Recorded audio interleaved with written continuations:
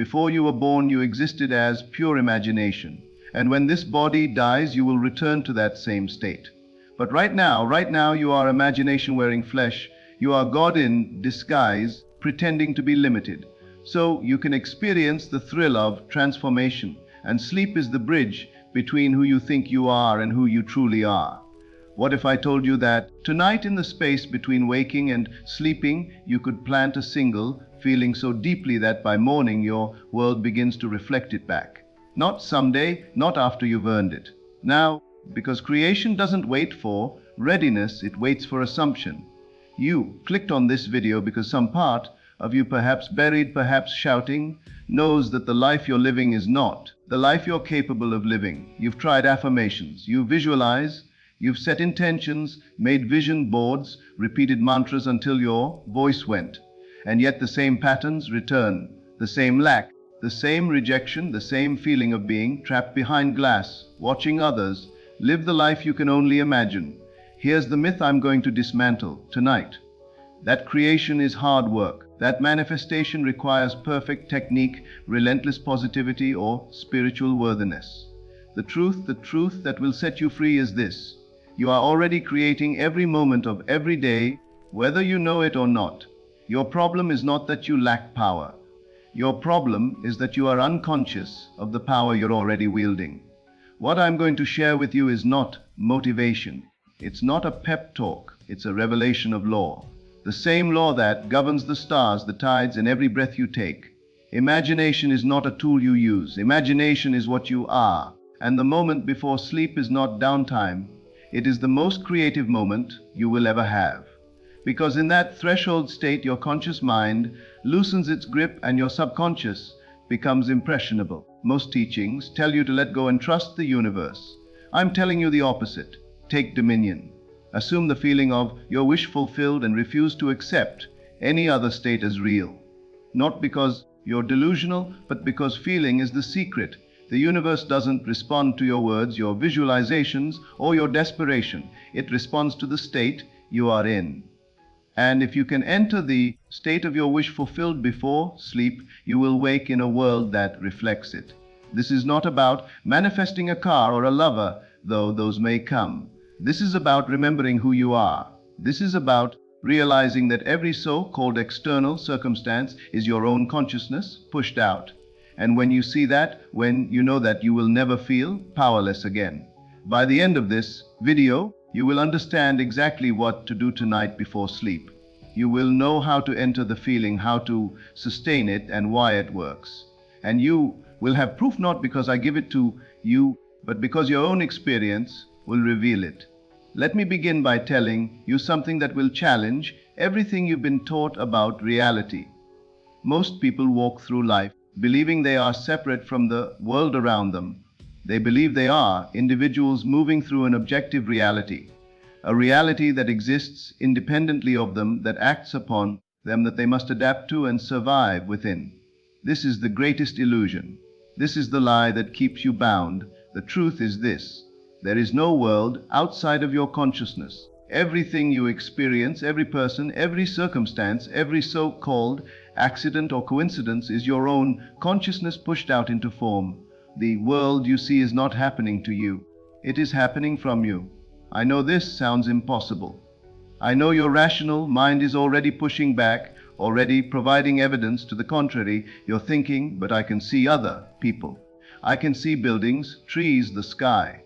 How can all of that be my consciousness? Listen carefully. I'm not saying other people don't exist. I'm not saying the physical world is an illusion in the sense that it's not real. I'm saying that your experience of it, the version of reality you interact with, is entirely shaped by your consciousness. And because your consciousness is the only reality you can ever know, it is, for all practical purposes, the only reality that exists for you. Let me give you an example. Think of someone in your life right now, someone you love deeply. Now think of someone who frustrates you, someone who triggers anger or resentment. Both of these people exist in the same world, but your experience of them is completely different. Why? Because you have assigned different meanings, different assumptions, different feelings to each of them. And those assumptions shape how they show up in your world. The person you love reflects back love because you assume they are loving. The person who frustrates you reflects back frustration because you assume they are frustrating. Same world, different consciousness, different experience. Now, here's where it gets profound. Those people aren't showing up a certain way in spite of your assumptions. They're showing up that way because of your assumptions. Your consciousness is literally pushing out onto them and creating the version of them you interact with. This is what I mean when I say everyone is you pushed out. You are not interacting with independent agents who have their own fixed personalities and behaviors. You are interacting with your own assumptions about them clothed in human form. And if that's true, if everyone is you pushed out, then you can never be a victim. You can never be at the mercy of another person's choices, another person's opinions, another person's cruelty or kindness, because they are only reflecting back to you what you have assumed to be true. This is either the most terrifying truth you'll ever hear or the most liberating. Terrifying because it means you are responsible for everything in your world. Every rejection, every disappointment, every closed door. Liberating because it means you have all the power. If you created the world you don't want, you can create the world you do want. Let me tell you about a woman who came to me years ago. She was carrying something heavy, not in her hands, but in her heart. For 20 years she had been haunted by a single conversation. The night before her mother passed away, they had argued. She had been tired, worn down by the demands of caregiving, and she had spoken harshly. Words she couldn't take back. Words that became the last words her mother ever heard from her. Every day since, she replayed that conversation in her mind. She felt the sting of it, the regret, the shame, the unbearable weight of knowing she could never undo what had been done. Time, she believed, had locked that moment into place. It was fixed, permanent, a scar on her soul that would never heal. When she came to me, she wasn't looking for comfort. She had tried therapy, she had tried forgiveness, exercises, she had tried telling herself it wasn't her fault. Nothing worked. The guilt remained, the memory remained, and she was convinced she would carry it to her grave. I looked at her and said something that made her go very still. I said, "Your past is not fixed, it only appears fixed because you keep returning to the same feeling of it." She stared at me. "But it happened," she said, her voice tight with emotion. "I can't undo it. I can't go back and change what I said." "You can't undo it," I agreed, "but you can revise it." She looked at me as if I had lost my mind, and I understood why. Everything in her conditioning told her that the past was the past. That memory was a recording, a fixed file, stored somewhere in her brain, that what happened happened, and there was nothing anyone could do about it. But I told her the truth. Memory is not a recording. It is an act of imagination. Every time you remember something, you are not accessing a fixed file. You are recreating that moment in the present. You are imagining it.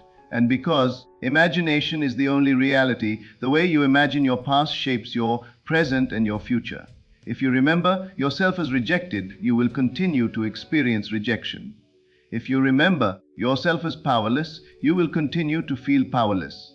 Not because the past is controlling you, but because you are perpetually recreating the past with the same feeling. And that feeling becomes the lens through which you see everything. Revision is the conscious choice to reimagine an event, to replay it in your mind, but this time to feel it differently, to give it a new ending, a new emotional tone, a new meaning. I told her, every night before you sleep, I want you to replay that final conversation with your mother. But instead of hearing yourself speak harshly, imagine what you wish you had said. Imagine yourself speaking with tenderness. Imagine your mother's face softening. Imagine the warmth between you.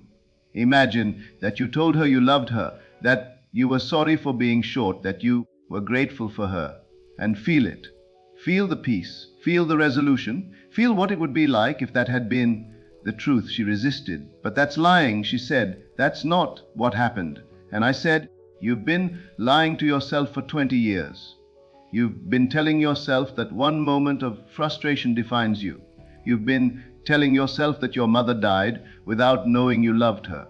You've been telling yourself a story of guilt and regret, and you've made that story so real that it has become your prison. Now tell yourself a different story. Not because you're pretending, but because you're choosing which version of the past you will give power to. She didn't believe me, but she was desperate enough to try. Every night for 2 weeks, she practiced revision. She closed her eyes, she replayed that conversation. And instead of wincing at her own words, she imagined different words. She imagined her mother smiling. She imagined the two of them embracing. She imagined peace. And slowly, the feeling of guilt began to loosen its grip. Then something happened that she could not explain. Her sister called her out of nowhere. They hadn't spoken in months. And her sister said, "I was going through Mom's old journals. I found something I think you need to see." The woman's heart stopped. She didn't know her mother had kept journals. Her sister read to her from an entry dated the day after their last conversation. In it, her mother had written about that night. She had written that she knew her daughter was exhausted.